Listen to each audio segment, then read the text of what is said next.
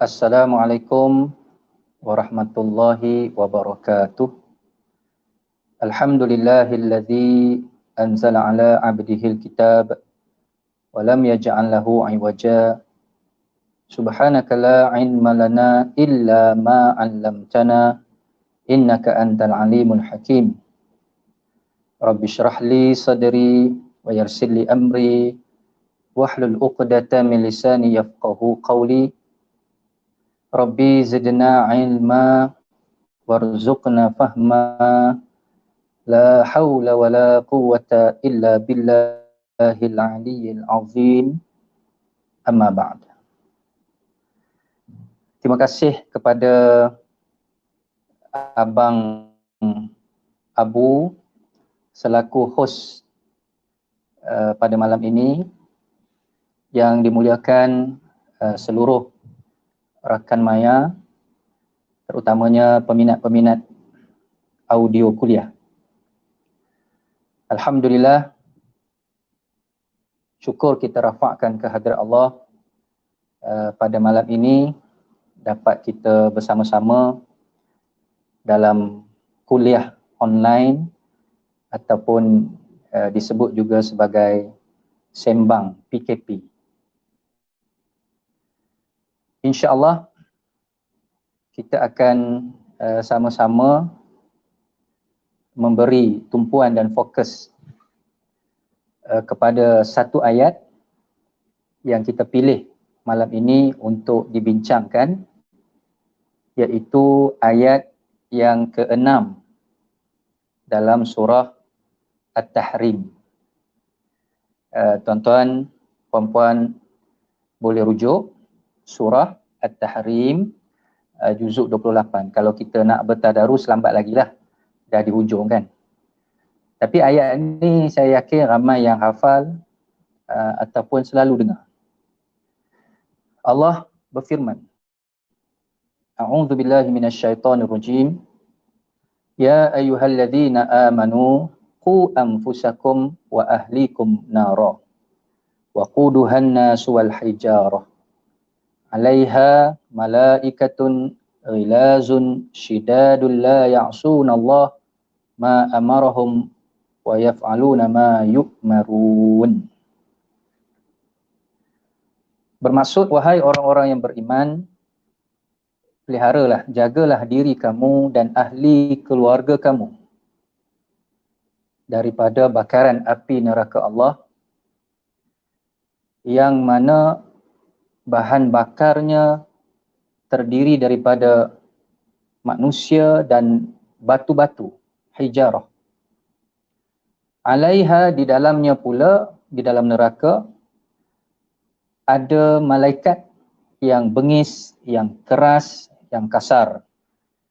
Mereka tidak pernah sama sekali menderhakai Allah Subhanahu Wa Taala di atas apa sahaja yang diperintahkan.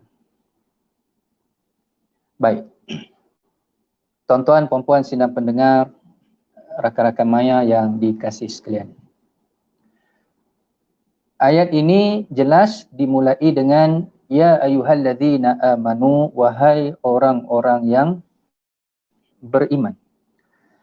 Sebagaimana yang kita sedia maklum, dalam Al-Quran secara keseluruhannya terdapat sebanyak lebih kurang 89 kali.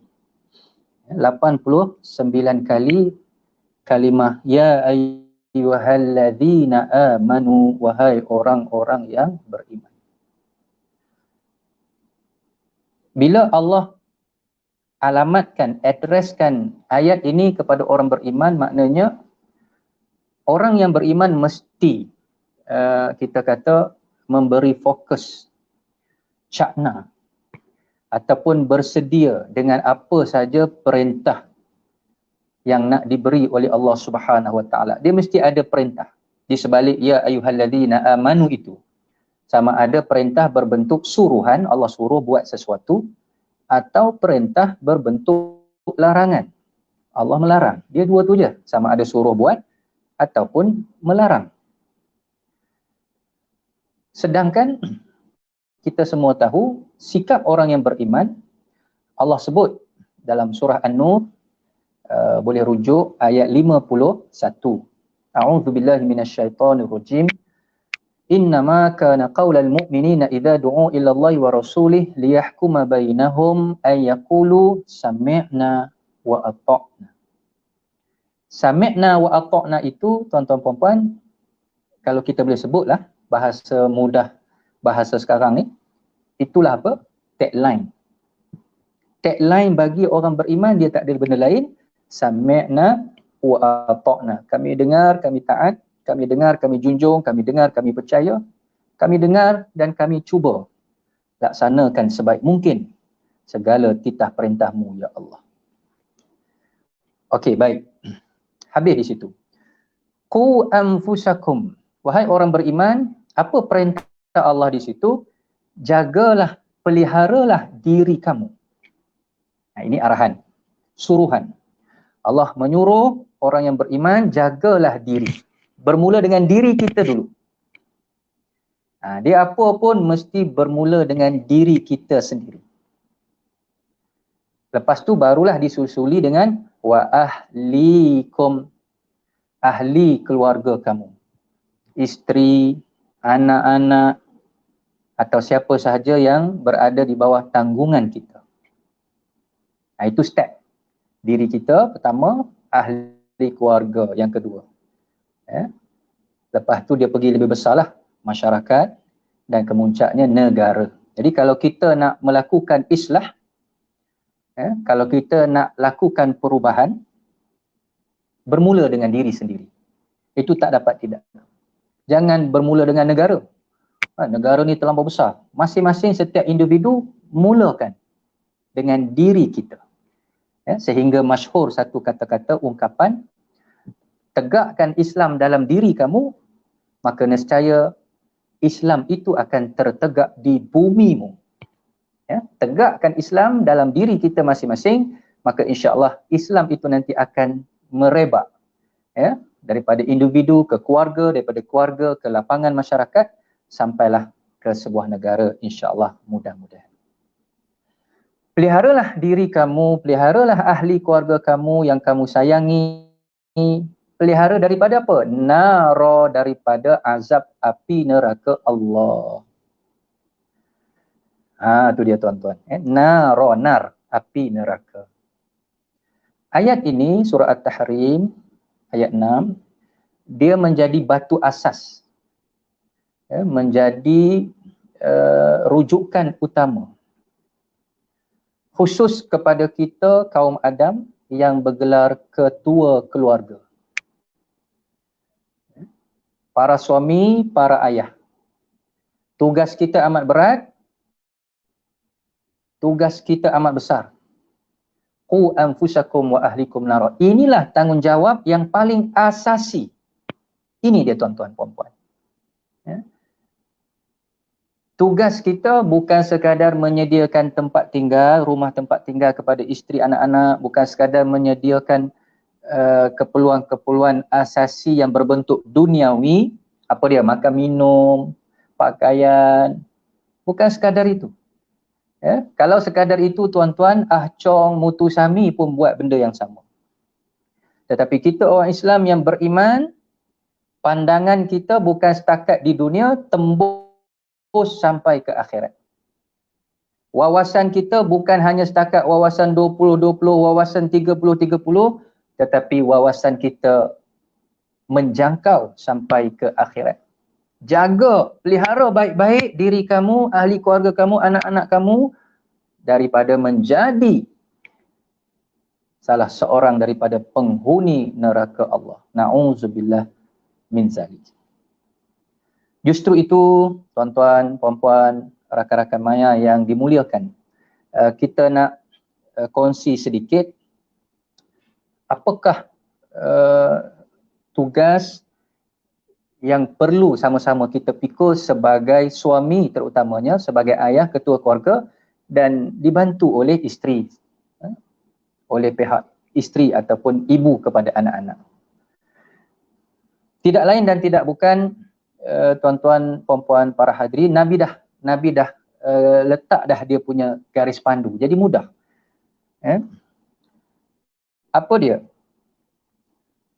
Hadis yang diriwayatkan oleh Imam Ahmad, begitu juga Al-Hakim dan Abu Daud. Nabi SAW bersabda, "Muru abna'akum bisolah li sab'i sinin." Suruhlah anak kamu solat pada umur 7 tahun. Hadis ni pun sangat masyhur. 7 tahun kita suruh anak kita solat, 10 tahun kita boleh rotan mereka, rotan dalam rangka mendidik, bukan mendera. Kita didik mereka. Dan wafarriqu bainahum fil madaji', umur 10 tahun pisahkan tempat tidur anak lelaki dan anak perempuan. Ini tugas kita sebagai ayah. Tanam benda yang paling penting dalam hidup ialah solat, tiang agama. Tiang agama. Selama kita hidup dengan anak-anak kita, saya sendiri ada anak 6 orang, masya-Allah, 3 lelaki, 3 perempuan. Pernah tak kita tengok anak kita ambil wuduk? Walaupun betul dia orang dah belajar di sekolah agama rakyat, di sekolah kebangsaan, tapi jangan kita swastakan pendidikan agama, khususnya jangan swastakan 100% kepada pihak sekolah, jangan. Ambillah masa, apatah lagi musim-musim PKP ni, saya yakin kita sangat banyak masa dengan ahli keluarga, isteri dan anak-anak. Tengok dia orang ambil wuduk macam mana, dengar dia orang punya bacaan Fatihah macam mana. Boleh sembang-sembang santai dengan anak-anak. Tanya dia orang, ulang kaji balik rukun sembahyang yang 13, suruh sebut satu-satu, yang alungnya, yang angahnya, yang alangnya. Tanya sifat 20, mereka ingat tak, mereka kuasai tak pembahagian sifat nafsiyah, sifat salbiyah, sifat ma'ani, ma'nawiyah. Ulang kaji, sembang-sembang tak formal, suruh mereka sebut, ikut level lah. Yang sekolah menengah, cara sekolah menengah, yang sekolah rendah, cara sekolah rendah, sebut nama-nama Nabi, siapa Nabi yang ulul azmi. Begitu. Sebab tugas kita bukan sekadar memberi makan minum. Saya selalu guna, tuan-tuan perempuan, minta maaf, bunyi macam kasar. Ramai ibu bapa hari ini yang sekadar menternak anak-anak. Dia bukan mendidik, dia menternak. Menternak ni macam kita tengok orang ternak kambing, ternak lembu. Bagi makan, bagi minum, sediakan kandang tempat tidur. Tugas kita bukan sekadar itu. Tugas kita mendidik, memastikan masa depan isteri anak-anak kita di akhirat nanti terjamin dan terselamat daripada azab api neraka Allah Subhanahu wa taala. Baik. Jadi beri pendidikan kepada isteri dan anak-anak, itu poin yang pertama. Hatta kepada isteri kita sendiri, kita kena dengar Fatihahnya. Kita kena dengar bacaan-bacaan rukun dalam sembahyang. Itu menjadi tanggungjawab kita. Baik. Poin yang kedua, selain daripada menekankan pendidikan, ini saya sebut secara ringkas sahaja. Kalau tuan-tuan nak tengok, antara lain lah, pendidikan dalam Islam ni, boleh tengok surah Luqman. Surah Luqman bermula ayat 13 sampai 19. Kalau nanti tadarus sampai surah Luqman, tengok muka belah kiri. Ayat 13 sampai bawah. Di situ ada diletakkan dasar-dasar pendidikan dalam Islam. Tauhid, iaitu ada fiqh, ada tasawuf, ada akhlak. 3 tu ilmu fardu ain, atau dipanggil ilmu 3 serangkai. Ini yang kita kena didik anak-anak kita, tauhid, fiqh, tasawuf. Cuma tadi saya sebut solat menjadi tiang bagi segala-galanya. Yang kedua, apa yang saya nak nyatakan di sini, sidang pendengar yang dikasihi sekalian, tugas kita yang agak mencabar juga ialah sebagai ayah, termasuk juga sebagai ibu, kita bergandingan nak menunjukkan contoh. Kalau bahasa Jawanya dipanggil apa? Role model. Lebih kurang itulah ya, role model. Nak letakkan diri kita ni menjadi contoh kepada isteri, kepada anak-anak. Sebab mengikut kajian pakar motivasi, anak-anak kita termasuklah isteri kita 70%, banyak tu ya, hampir 70% mereka terkesan melihat apa yang kita buat. 70% anak-anak kita ni terkesan melihat apa yang mak ayah dia buat. Kalau mak ayahnya tak pernah sembahyang, itulah anak-anak dia, itulah acuan anak-anak. Kalau mak ayahnya tak jaga aurat, tak pernah pegang Quran, begitulah anak-anaknya. Ya? Kalau dalam bahasa lain dia sebut apa? Kalau kita nak anak-anak kita cemerlang, semua mak ayah nak anak mereka cemerlang. Tak dinafikan. Itu normal. Okey, kalau kita betul nak anak-anak kita jadi cemerlang, kita ayah dan ibu terlebih dahulu kena jadi cemerlang. Kalau kita nak anak-anak kita membesar sebagai anak yang soleh, solehah, kita sebagai ayah pun kena jadi soleh. Bukan kebetulan nama soleh. Kan? Kalau nama soleh tu tak apalah, tak ada masalah, jadi doa. Berciri-cirikan hamba Allah yang soleh, kalau perempuannya solehah. Kita nak anak kita hafal Quran, kita pun kenalah juga rajin-rajinkan diri menghafal Quran. Buat projek, hafal surah-surah pilihan. Kita nak anak kita rajin membaca. Ni nak periksa hujung tahun contohlah. Ya? Kita pun kenalah tunjukkan contoh kepada anak-anak, ya, di rumah. Kita juga membaca, ada rak, ada mini library, ada buku-buku yang tersusun. Budayakan. InsyaAllah masa tu tak payah suruh pun anak akan tengok. Anak akan tengok. Sebab tu ada kes di sekolah-sekolah, hatta sekolah rendah. Didapati pelajar-pelajar sekolah rendah ni ada yang dengan kawan-kawan tu main carut je, mencarut-carut. Cakap benda-benda yang tak sepatutnya lah. Ya, dalam usia umur yang sekolah rendah. Jadi bila cikgu tanya, kamu ni kenapa bila bergaduh dengan kawan asyik tut keluar perkataan-perkataan yang tak senonoh lah kita katakan. Budak ni jawab apa tuan-tuan? Dia kata, ayah saya elok je cakap macam tu, okey je. Nampak tak tuan-tuan? Budak ni kata, ayah saya okey je macam tu dia sebut, mencarut-carut tu. Masa bila kamu dengar ayah kamu mencarut?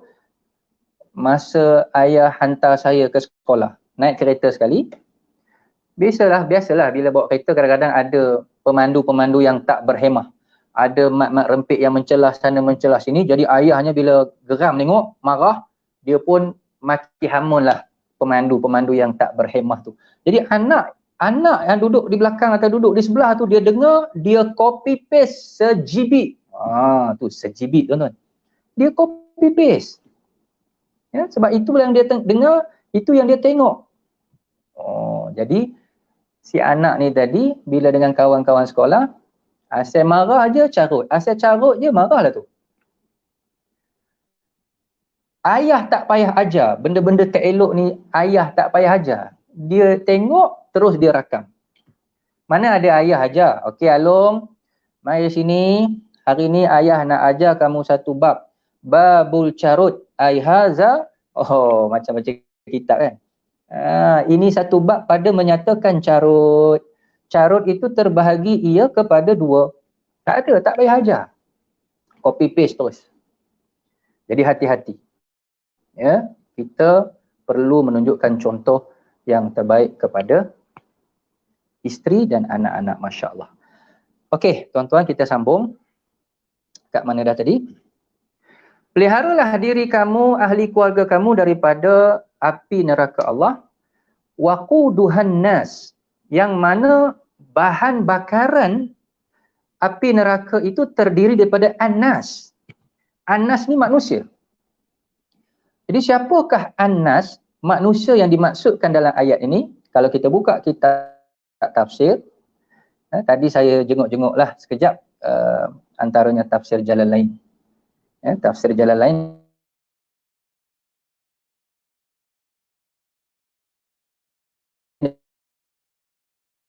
An-nas al-kufar. Orang yang kufur kepada Allah Subhanahu wa taala. Na'udzubillahi min zalik. Orang yang tidak beriman kepada Allah Subhanahu wa taala. Ini dia. An-nas bermakna al-kuffar. Wal hijarah, dan bahan-bahan api neraka itu terdiri daripada batu-batu, hijarah. Apa makna batu di sini? Yakni al-asnam. Asnam, batu-batu berhala.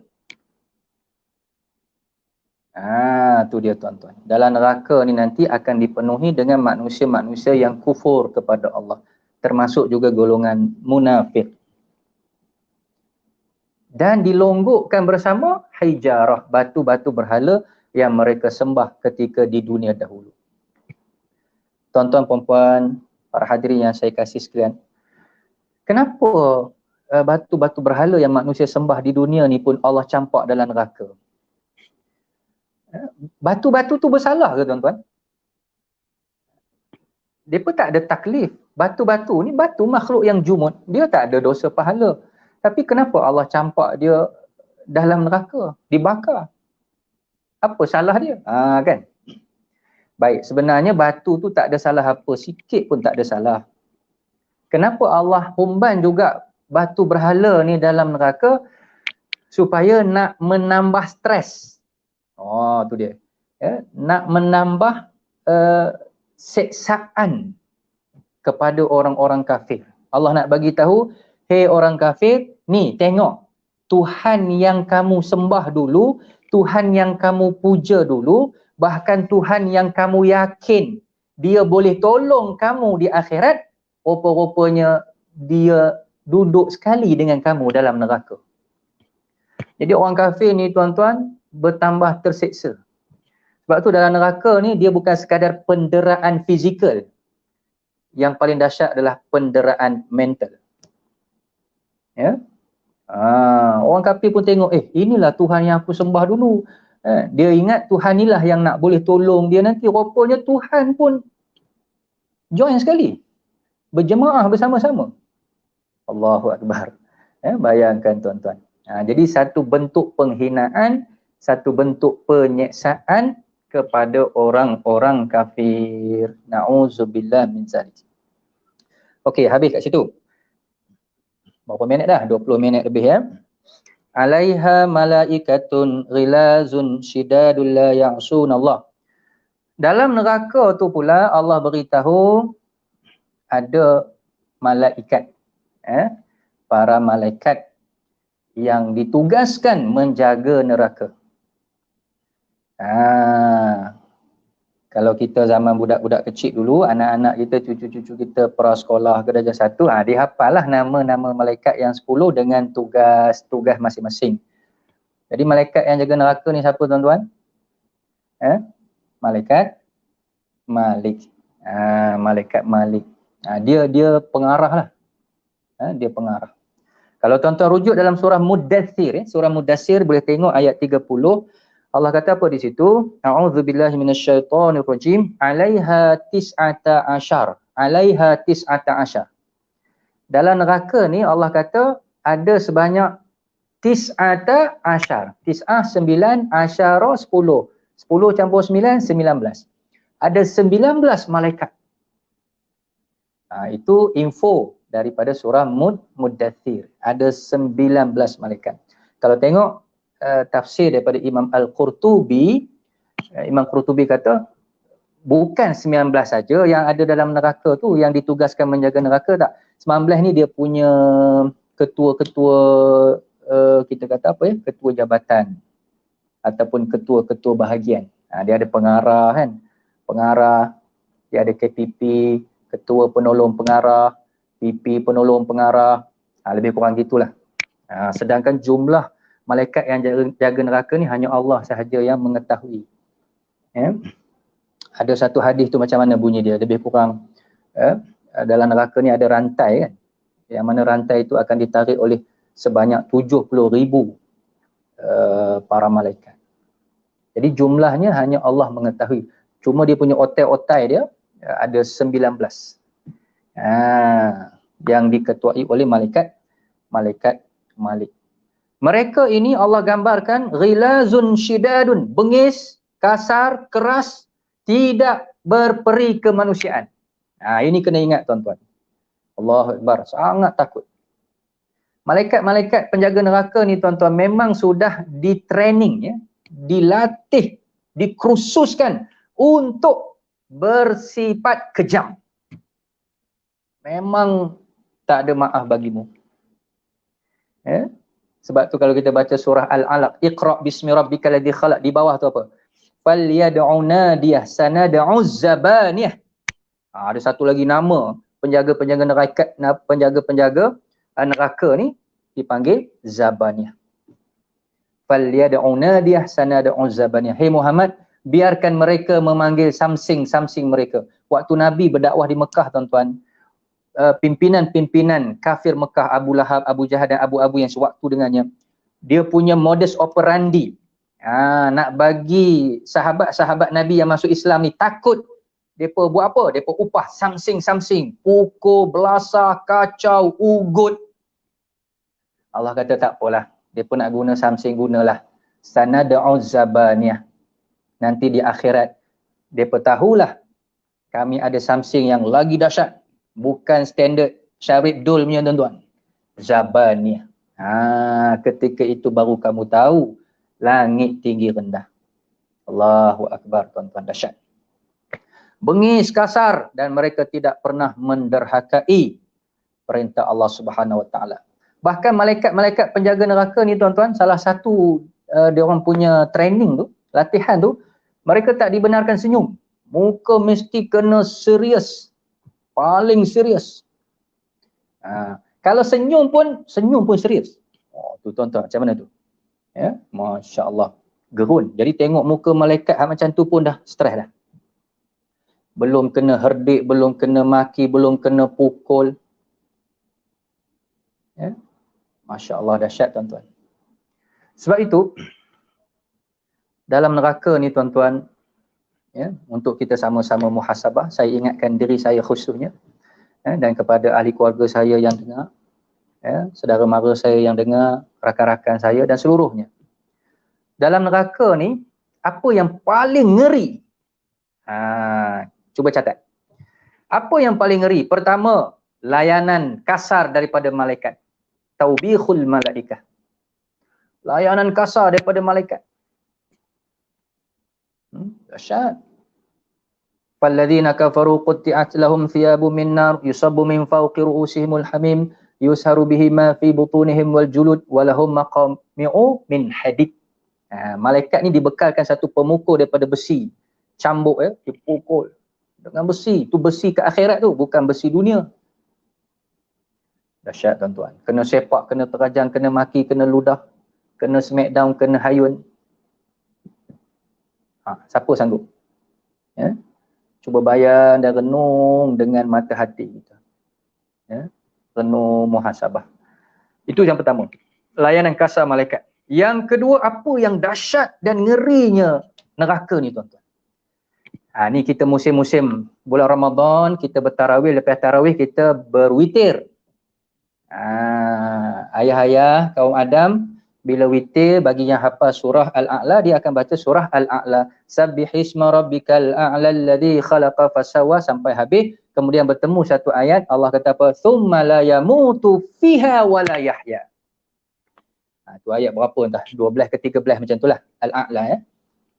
Yang dahsyatnya neraka ni, thumma la yamut, tidak mati-mati, wa la yahya, dan tidak juga hidup.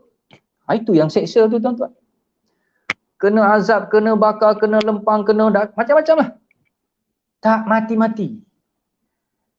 Sebab akhirat kan akhirat ni alam yang kekal abadi.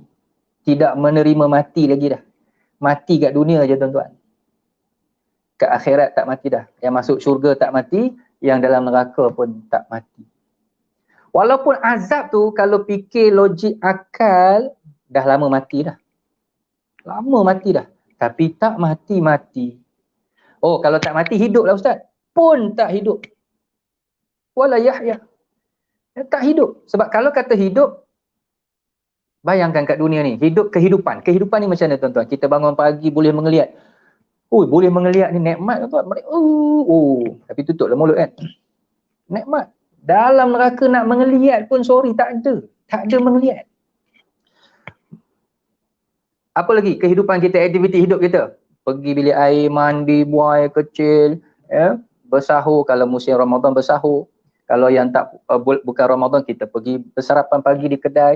Ada kehidupan. Boleh isap okok, boleh tengok TV, boleh main WhatsApp, boleh macam-macam. Itu kehidupan. Boleh tidur. Tapi dalam neraka tidak ada kehidupan. Tidak mati dan tidak hidup. Setiap saat tuan-tuan, daripada satu saat ke satu saat, daripada satu saat ke satu saat, menjerit, melolong, meraung, sakit, sakit, sakit. Dahsyat. Okey, baik. Apa lagi? Yang ketiga, ngerinya neraka ialah, ini semua orang tahu, azabnya berlipat kali ganda. Azabnya berlipat kali ganda. Kalau kita baca hadis-hadis yang Nabi sebut, antaranya riwayat Imam Muslim, saya terjemahkan saja secara ringkas. Api dunia ni dengan api akhirat nak dibandingkan 1/70 kan. Maknanya 70 kali ganda. Api dunia ni pun, Allahu Akbar. Api dunia ni pun kita surrender lah. Matahari ni objek yang paling mudah lah kita nak buat contoh.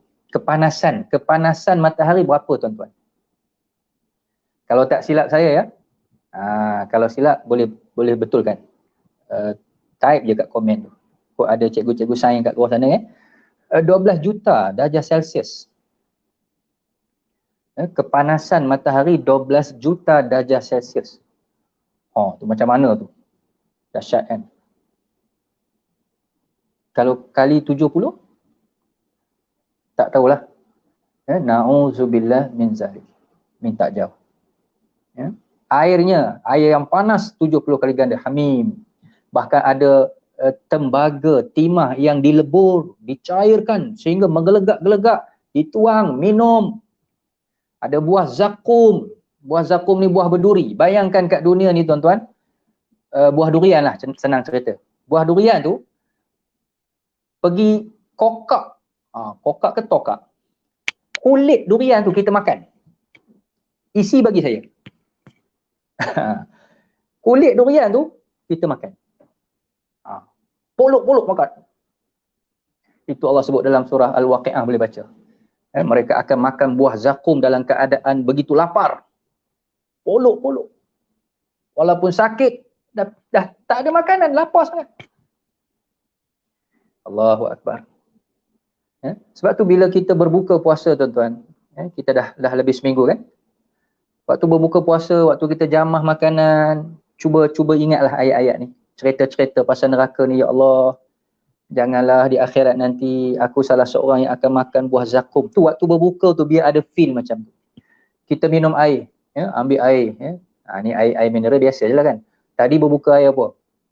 Tadi saya berbuka air cincau. Kebetulan ada jemaah bagi cincau, Masya Allah. Terima kasih banyak-banyak. Ada yang berbuka air mango, ada macam-macam Nescafe lah, 3 layer, 8 layer. Waktu minum tu, cuba bayangkan sejenak, ya Allah, engkau telah menyatakan dalam Quran, dalam hadis, melalui lidah Nabi SAW, dalam neraka adanya air yang namanya hamim, air yang menggelegak-gelegak panas, menjadi minuman utama, menu utama ahli-ahli neraka. Bila minum tu hancur, luluh, cair otak, kulit-kulit jadi luruh. Allahu Akbar. Itu yang Allah kata apa? Fama asbarahum 'alan nar. Alangkah sabarnya mereka untuk menghadapi semua itu. Na'udzubillah min zalik. Baik, yang akhir sekali, yang keempat tuan-tuan, perempuan, para hadirin, apa yang paling menakutkan dalam neraka? Ini kemuncak dia lah. Ini yang paling tak lalu sekali. Apa dia? Khalidina fiha abada. Apabila seseorang itu dijatuhkan hukuman, kekal ia selama-lama. Kekal. Kekal ni sampai bila Ustaz? Sampai bila-bila? Sampai bila tu sampai bila? Sampai bila-bila? Yalah, bila-bila tu sampai bila? Tak ada. Tak ada angka. Sampai bila-bila begitu. Allahu Akbar. Sebab tu tak berbaloi tuan-tuan. Cuba fikir, berbaloi atau tidak? Kita kat dunia ni hidup dalam keadaan lalai, dalam keadaan sombong, tinggal sembahyang, jauh daripada majlis ilmu, jauh daripada para ulama, jauh daripada Al-Quran. Berbaloikah kita hidup kat dunia ni 60-70 tahun, seronok, gelak, ketawa, buang masa begitu saja. Kita tak didik anak-anak kita, kita tak mujahadah, kita tak berkorban untuk Islam, kita tak terlibat dengan dakwah. Berbaloikah kalau akhirnya nanti tempat kita wabitsal masir, seburuk-buruk tempat. Seburuk-buruk tempat kembali tuan-tuan. Yang gaji 10,000, 20,000, yang jutawan. Berbaloikah dengan duit kamu yang juta-juta itu tapi kamu tak sujud kepada Allah, tidak tunduk kepada perintah Allah, tidak mahu menyanjungi sunnah Nabi SAW. Apa jadi dengan duit yang banyak itu? Sedangkan akhir tempat kamu nanti, na'udzubillah min zalik. Baik, tuan-tuan, perempuan, rakan-rakan maya yang dikasihi sekalian. Jadi saya kira begitulah sedikit sebanyak yang dapat kita kongsi pada malam ini. Bulan Ramadan, bulan Al-Quran, bulan kita meningkatkan, melipat gandakan usaha mendekati Al-Quran. Baca Quran, hafal surah-surah pilihan, tadabbur. Yang tak boleh baca, boleh dengar. Ya. Paling tidak peganglah Quran. Jangan kerana sebab tak boleh baca Quran, kita tak pegang Quran. Ambil wuduk, pegang. Sambil pegang tu, pegang Quran, pegang, peluk sungguh-sungguh. Ya, bercakap dengan Allah, merintih dengan Allah, ya Allah ampunkan dosa aku ya Allah sebab aku dah terlepas pandang, tak boleh baca kalam Engkau ya Allah. Itu juga satu ibadah. Itu juga ada nilai di sisi Allah Subhanahu wa taala. Baik, tuan-tuan, puan-puan, para hadirin yang saya kasih sekalian, sebab itulah Allah sendiri mengajar kita. Mengajar kita tuan-tuan. Ibu bagi segala doa. Doa ni semua orang hafal. Rabbana atina fid dunya hasanah wa fil akhirati hasanah wa qina adzabannar. Ini ibu, induk bagi segala doa. Di hujungnya ada waqina azabannar. Peliharalah kami daripada azab api neraka. Bahkan lepas kita sembahyang, kita berwirid Allahumma ajirna minan nar, Allahumma ajirna minan nar, baca 7 kali. Ya, kalau tak boleh 7, 3 kali. 7 tu kira yang paling baik sebab ada 7 neraka. Sa'ir, saqar, hutamah, hawiyah, jahim, jahannam, ladha. Ada 7. Ya, neraka. Sebab tu bila kita Allahumma ajirna minan nar, dalam hati, ya Allah engkau peliharalah aku daripada neraka saqar. Allahumma ajirna minan nar, ya Allah engkau peliharalah aku, isteri, anak-anak aku, guru-guru aku, rakan-rakan jiran, semualah orang Islam. Ya, orang yang beriman daripada neraka sa'ir. Itu ada 7 tu. Allahumma ajirna minan nar. Baik. Akhir sekali saya nak tutup dengan firman Allah dalam surah Ali Imran ayat 185. Allah berfirman, a'udzubillahi minasyaitonirrajim. Kullu nafsin dha'iqatul maut wa innama tuwaffawna ujurakum yawmal qiyamah faman zuhziha 'anil nar wa udkhilal jannah faqad faz. Tiap-tiap yang bernyawa pasti akan merasai mati, pasti. Ya, kita hanya menunggu giliran. Ya. Dan Allah akan menyempurnakan balasan kamu di akhirat.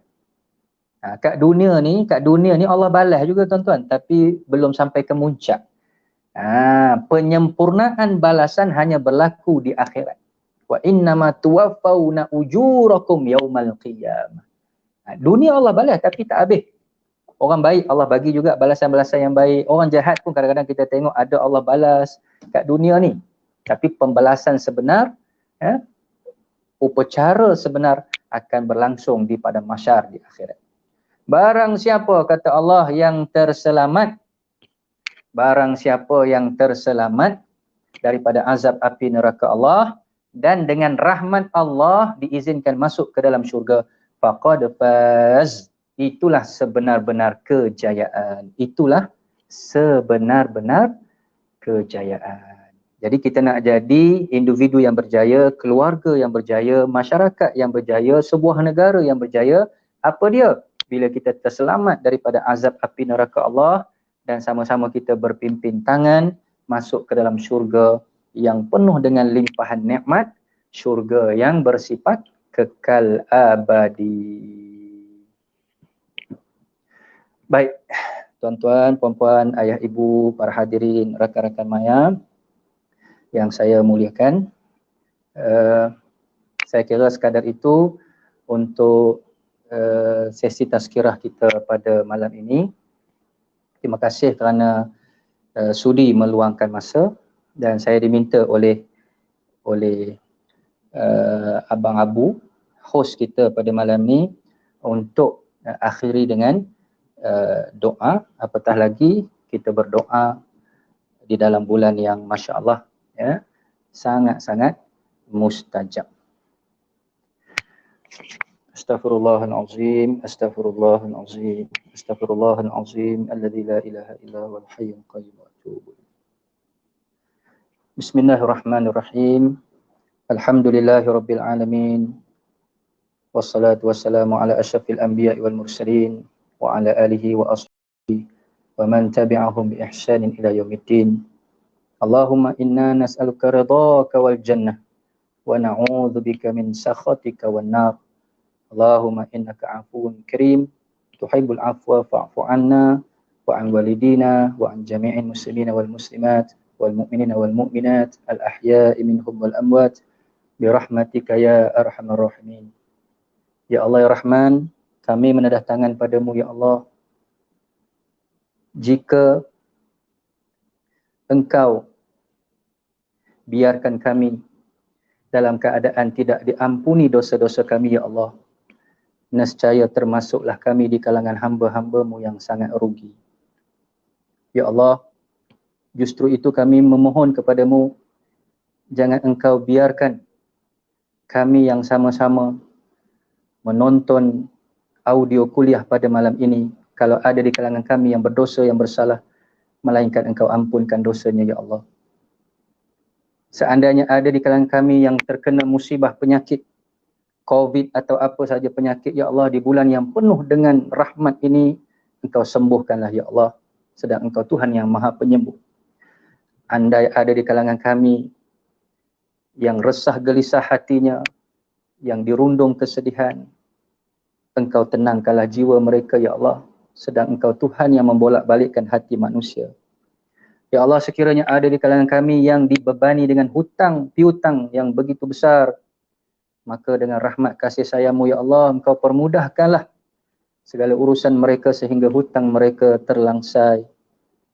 Ya Allah, sekiranya ada di kalangan kami yang bercakaran, anak dan ayah ibu bercakaran, suami isteri yang bergaduh, rakan-rakan, jiran yang tidak bertegur sapa, maka di bulan yang penuh dengan keberkatan ini ya Allah, Engkau rapatkanlah ukhuwah di kalangan kami ya Allah.